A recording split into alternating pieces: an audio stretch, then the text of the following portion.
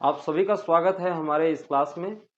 आज जो हम लेकर आए हैं आप लोगों के लिए कक्षा 8वीं भूगोल कृषि से मुख्य फसलें और कृषि से जुड़े हुए कुछ तथ्य। पहला प्रश्न है, विश्व में सबसे अधिक उगाई जाने वाली खाद्य फसल कौन सी है? ऑप्शन है मक्का, गेहूं, चावल या फिर बाजरा।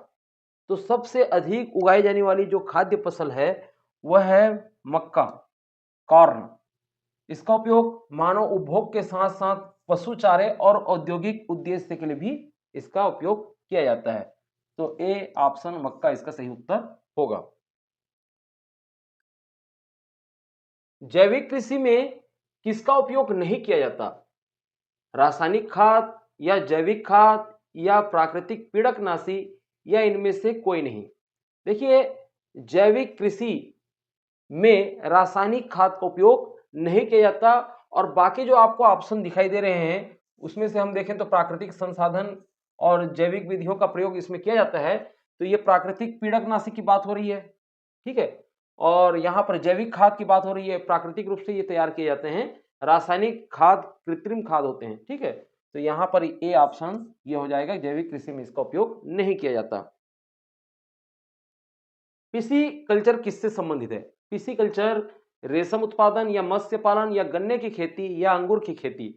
पिसीकल्चर मत्स्य उत्पादन, मत्स्य पालन से संबंधित है और इसमें मछलियों की खेती और उसका पालन किया जाता है।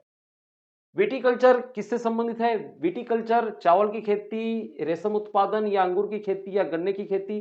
विटीकल्चर अंगूर की खेती से संबंधित है और इसका मुख्य उपयोग वाइन उत्पादन के लिए किया जाता है, शराब बनाने के लिए, ठीक।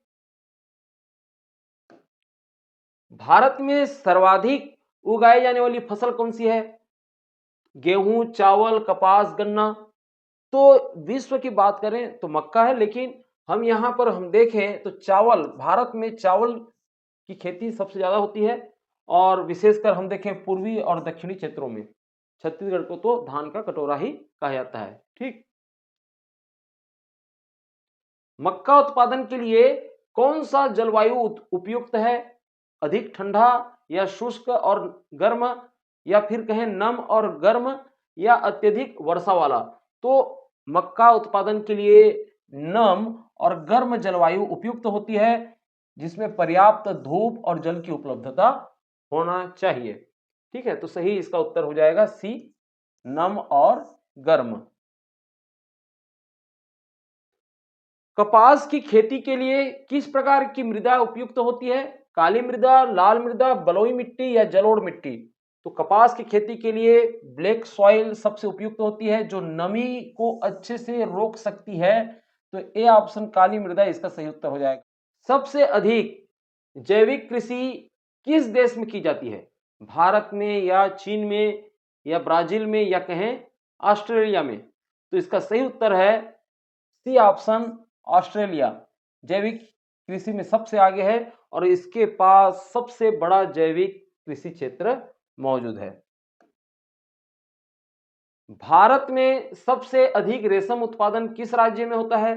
सबसे अधिक रेशम उत्पादन, जिसको हम सेरीकल्चर के नाम से भी जानते हैं, तो तमिलनाडु, कर्नाटक या महाराष्ट्र या पंजाब? तो कर्नाटक भारत में सबसे ज्यादा रेशम उत्पादन करने में आगे है और विशेष करके हम देखें मैसूर या बेंगलुरु के क्षेत्र में ये ज्यादा रेशम उत्पादन होती है।